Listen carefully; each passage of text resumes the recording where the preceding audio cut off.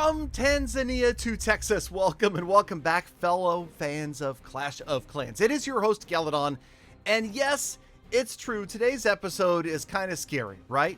10 reasons Clash of Clans is dying? What are you talking about, Galadon? Okay, so this is what I'm talking about. I have actually made a very similar video to this back in 2020, and here we are about 3 years later. I thought I would revisit those 10 warning signs that I spoke of back in 2020 about if these are happening, then Clash is definitely dying. See if any of them have come true, and some of them have, and talk a little bit more about the direction of Clash of Clans. And, well, let's just review the warning signs and see if you guys agree. I would like to make some revisions to the list. Now, number one that I spoke of was donating resources. I'm pretty sure this is never, ever going to happen in Clash of Clans because of the potential for exploitation, right? People would be buying and selling resources, and this will never happen. So even if Clash of Clans is dying, this one is kind of a moot point and doesn't really apply. Number two was no new town halls. Now, while this obviously in a more broad sense would be a danger sign, let's say no new updates, that would certainly be a sign that Clash of Clans is on the way out if they've just simply stopped updating the game.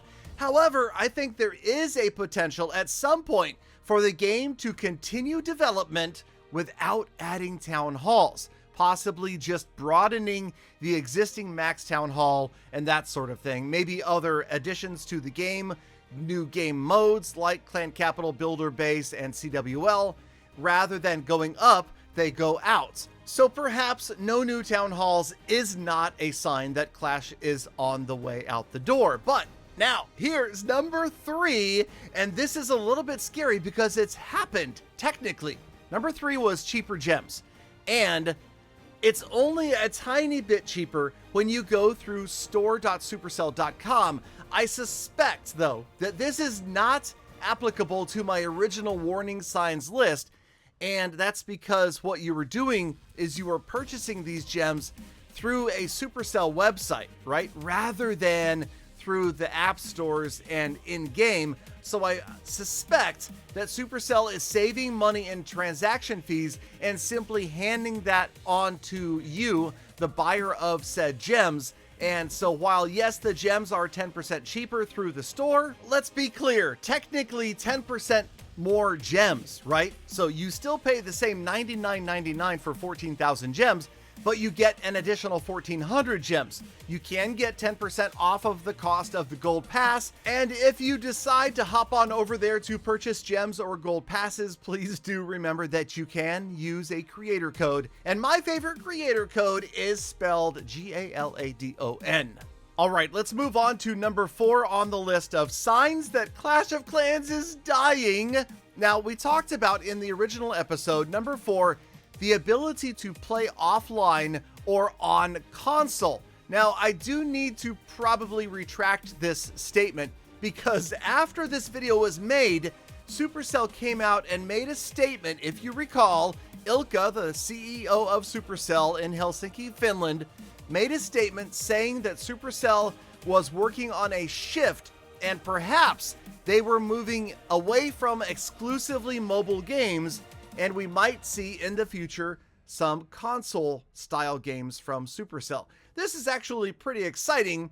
While I don't think offline is ever going to be a thing, on console could actually be seen as a good thing rather than a bad sign for Clash of Clans, because it could perhaps bring in a new audience, more players, and it would just be kind of a fun, different way to play Clash. So I officially retract number four of the original episode. Okay, number five, the ability to buy a maxed out village. Now, of course, it is against Supercell's terms and conditions to buy, sell, trade, handoff, giveaway, share accounts, right? That obviously is true. So it would be pretty hypocritical of Supercell to prevent you from doing that between players, yet somehow offer it in game. Now, of course, yes, we all realize that technically you can already buy a maxed village. slap down enough money, buy enough gems, spend enough time, and you could have a fully maxed out village in one day. It would cost you many thousands of dollars, but the potential is there. In game, I don't ever see that happening, and that takes us to number 6. Number 6 is similar in line, and what I mean is, number 6 was to start at Town Hall 7. This is something that I've actually spoken about in past videos as possibly a positive thing, to reduce what is called new player friction. The idea that a player coming in at Town Hall 1 looks at his buddies at Town Halls 13, 14, and 15 and gets discouraged and says, nah, I'm never going to get a chance to catch up to my friends, so I don't even want to start playing. So one of the ways around that was the idea that you could start the game at Town Hall 7. Now, of course, that provides major problems for player learning, for just knowing how the mechanics of the game work and how attacks work and things like that. Imagine your very first car is a Ferrari. You know, you're probably going to crash it, right? So yeah, I think that we will never see start at Town Hall 7, but we may see a continued change in shortening and cheapening upgrades for those first Town Halls, so that rather than playing every day for 6 months gets you to Town Hall 10, playing every day for a month gets you to Town Hall 8 or 9. I don't know, but the thought is that yes, things are going to continue to accelerate and compress at the lower Town Hall levels in order to keep players interested who want to catch up with their friends, neighbors, and clanmates.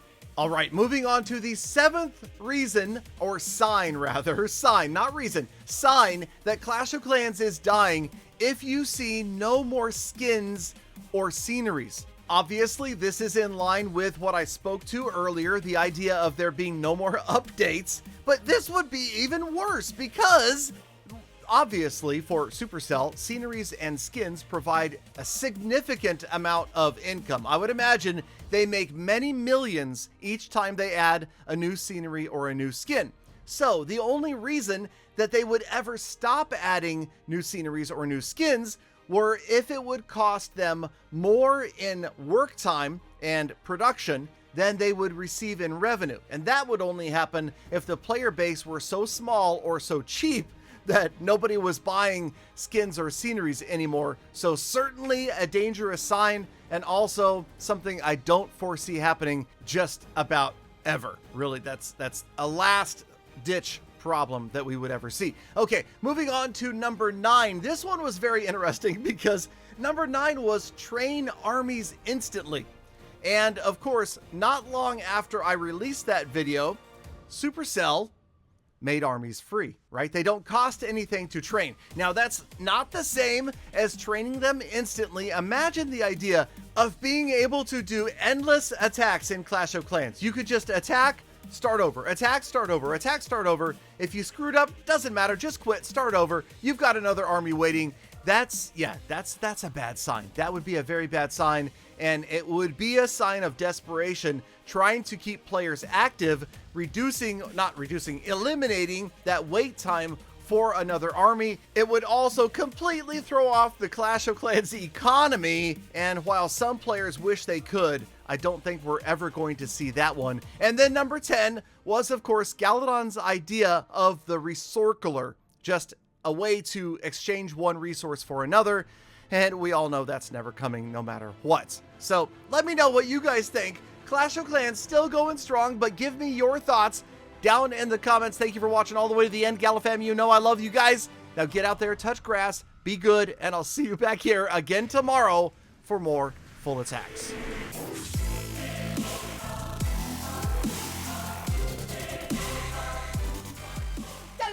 Galadon, touch grass, be good. That's not your outro.